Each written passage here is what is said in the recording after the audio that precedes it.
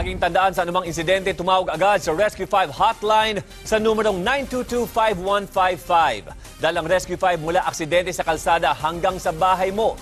Kahit bumabagyo, aaksyonan ora mismo.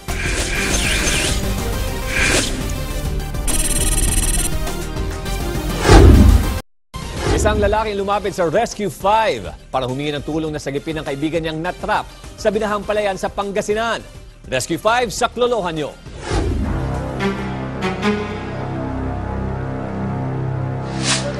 Habang binabayo ng malakas na hangin at ulan ng Pangasinan, isang tunay na pagkakaibigan ang aming nasaksihan. Sa Dagupan, nakita namin ang bagsik ng tinatawag na storm surge. Dose-dose ng mga residente ang aming tinulungang mailayo sa matinding baha at hampas ng alon. Mapabata, pati matatanda, tinulungang maiiwas sa lumalalim na baha. Pagkaraan ni Kiel, hindi maitago ng dilim ang iniwan nitong pinsala. Gabi na, pero marami pa rin ang nalalagay sa delikado. Isa sa mga lumapit sa amin, si Mang Leonardo.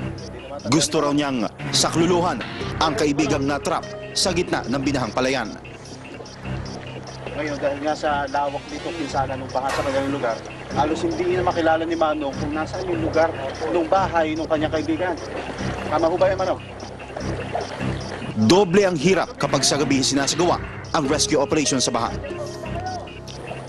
Bukod pa dyan, mahirap din matukoy kung ligtas pa ba ang lugar na kinaroroonan. Mahaba-haba na ang aming nasagawan. Pero sa di kalayuan, nakita rin namin ang pupuntahan. Magdomingo! Tira, lumigas ka na dyan! Isang matanda ang sumalubong sa amin kasama ang kanyang alagang aso. Nang makalapit kami sa bahay, may agaw eksena pa. Hawakan nyo na lang po. Hawakan nyo lang po dahil. Yes, nagayan.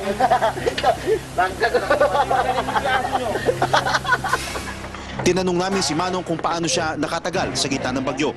Iba po ng bubong ninyo. Kahapon pa. Dito lahapon pa ho kayo roon?